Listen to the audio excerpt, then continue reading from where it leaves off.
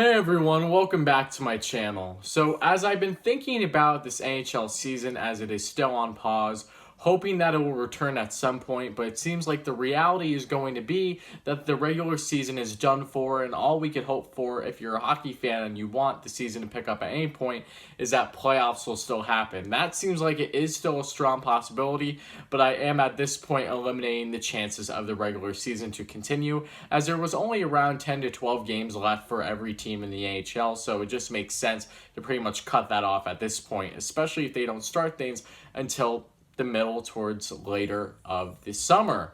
But with all that being said, there's been plenty of players in the NHL this season that have really taken the league by storm when it comes to their goal scoring. And we know plenty of those players, but who are the top 5 in all of the NHL exactly? And they might not necessarily be in the order that you would presume if you just went right away and looked at statistics. So I'm going to break down for you now my list of the top 5 goal scorers in all of the NHL, and I have multiple statistics to back them up. It's not going to be just as clear-cut as goals scored. So starting at number 5 on my list, I have Austin Matthews. Austin Matthews, fantastic young goal scorer for the Toronto Maple Leafs. Since he's been drafted, he has been one of the most electrifying forwards in all of the NHL. With the amount of little things that he does on the ice, night in and night out, he is fantastic in the offensive zone. He isn't really much of a defensive liability, which is key for himself and his game as well. And he just has one of the best wrist shots in all of the NHL. When you see him wind up, the amount of bend that he gets on his stick is ridiculous, and he has some of the flashiest goals that you'll see, and is all reason why he's on the highlight reels almost on a nightly basis. But this season for the Toronto Maple Leafs is 70 games played. He has 47 goals, and he also has 290 shots on goal, and has a goals per game average of 0.67, which is very strong in that category.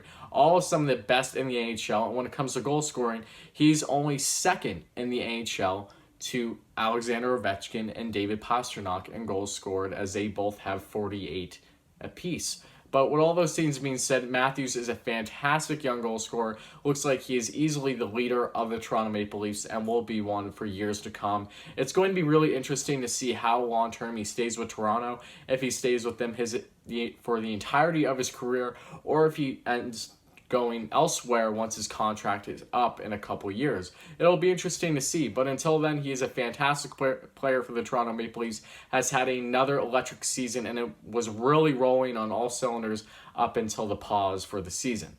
But next on my list now, at number 4, this one may surprise many, but I have Alexander Ovechkin. Now, you might be wondering, why do you have Alexander Ovechkin at number 4 when he is tied for first in the NHL in goals? Well, here's why. When you look at his season to date, in 68 games played, he does have 48 goals, which is tied for first. But what really separates himself from others in not such a great way when it comes to goal scoring is he leads the league for forwards when it comes to shots on goal with 311. We all know what Alexander Ovechkin does. He is known for getting plenty of shots on goal on a nightly basis. It is not absurd to see him with 10 plus shots on goal every other night, it seems. But that is just a common thing he does, especially once he plants himself in that left dot, whether it be 5-on-5 or the power play. He gets his goals, but he makes sure that he gets plenty of shots on net in order to make these things happen.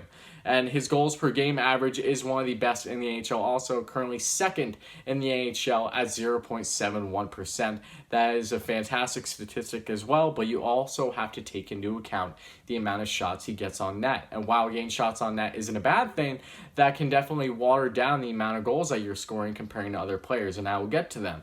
But he is also tied for first, along with David Pastrnak, in the NHL when it comes to hat-tricks this season with 4 apiece. That is amazing as well. I remember Ovechkin, I believe a couple months ago, had 2 hat-tricks within the same week. I could be wrong, but I remember there was a crazy tear he went on a couple months ago. I think it was halfway through the season, if not right towards the end of the before the All-Star break hit. Regardless, he has been on some ridiculous tears. Even at the age of middle 30s now, he is continuing to get it done year in and year out, and is easily, in my opinion, the best goal scorer of all time without question, especially with the pace that he's still on at his current age. I don't see him slowing down anytime soon.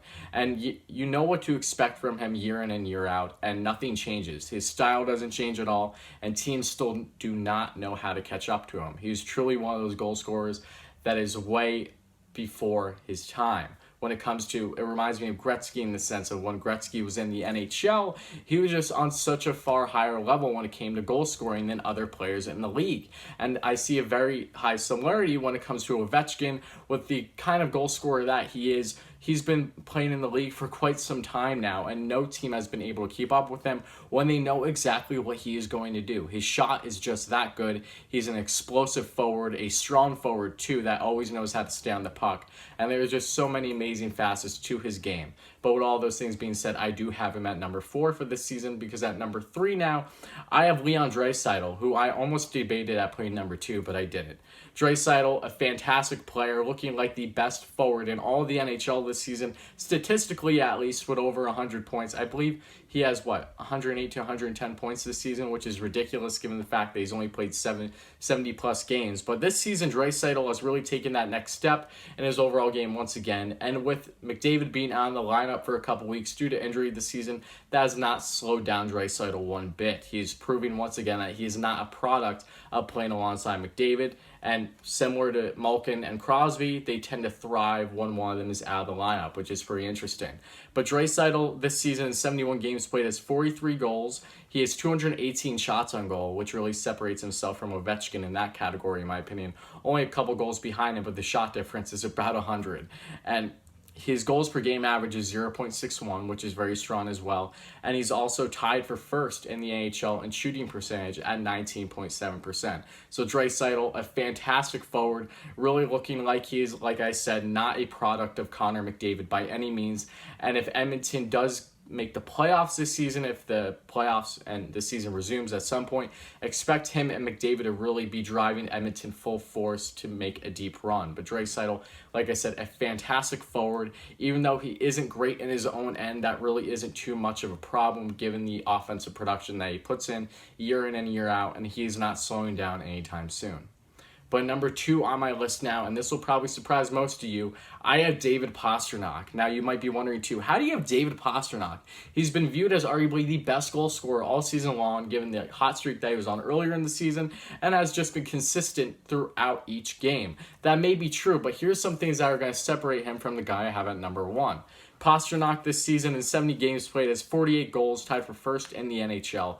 He has 279 shots on goal, which isn't as bad as Ovechkin. He does have about 40 shots or so less than him, which is strong, but there are other things that are going to separate him from the guy number 1 on my list.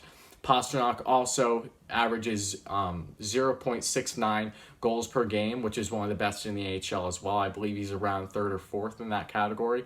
And he's tied for first, like I said, along with Ovechkin, with 4 hat-tricks on the season. Pastrnak, such a fantastic player, and what really separates him from the rest on this list, at least, well, other than Matthews, you could say, is the fact of how young he is. He's in his early 20s.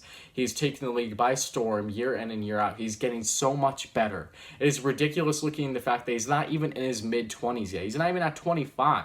Who knows what he is going to do by the time he's in his late 20s? What is his peak going to be? I honestly have no clue, but given the type of season that he has this year, this guy truly is the limit in my opinion. Whether he plays alongside Marchand and Bergeron or with Krejci and other players in the lineup, that does not stop his production by any means, and he really is not a product of the players around him. Yes, they contribute to his success, but to say that without them he would be nothing would simply be silly. Pastrnak is one of, if not the best goal scorer in the NHL. And the reason why I do not have him at number 1 on this list is because at number 1, I have Mika Zibanejad. And yes, I am a Rangers fan, but this is unbiasedly speaking all the statistics to prove why Zibanejad is the number 1 goal scorer in the NHL this season. And that starts off with the amount of games he has played. He has played only 57 games this season due to injury, and when healthy, has 41 goals on the season. That is remarkable. He has 208 shots on goal, which is significantly less than Pastrnak, who has about 70 more than him. So that's another big statistic as well, given the amount of less shots he has had on net and the amount of goals. That's just high quality shooting right there. And then if you look at, he is first in the NHL in goals per game at 0.72%. That is a fantastic statistic as well.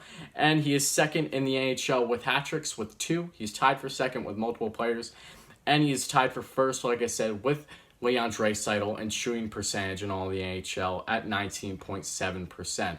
All those are fantastic statistics and really prove that Zibanejad, when healthy, has been the best goal scorer in the NHL this season. You cannot deny it. And yes, you may say, well, yes, a big part of this was his 5-goal game against the Capitals earlier this season. That may be true, but regardless, he still scored those goals and did it in a remarkable fashion.